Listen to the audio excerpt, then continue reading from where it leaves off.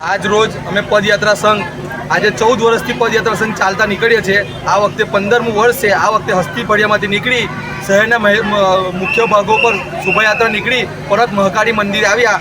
અમારા સંઘમાં આ વખતે 150 લોકો ચાલતા સંઘમાં જવાના છે અને અમારો હેતુ એક આ મહાકાળી માતાનું મંદિર મોટો જીર્ણોદ્ધાર થાય ને નિર્માણ મોટું થાય ને લોકો જંબુસરના લોકો આ મંદિરે આવે, દર્શન કરે અને આ મોટું મહાકાળી પાવાગઢનું જેવું મંદિર છે એવું મહાકાળીનું મંદિર બને એવી અમે બધા અપેક્ષા રાખીએ છીએ। અને અમારા બધા યુવાનો સ્વયંસેવકો જે મહેનત કરે છે અને જે લોકો જે કંઈ સહકાર આપે છે એ બદલ એમનો ખૂબ ખૂબ આભાર। મહાકાળી માત કી જય।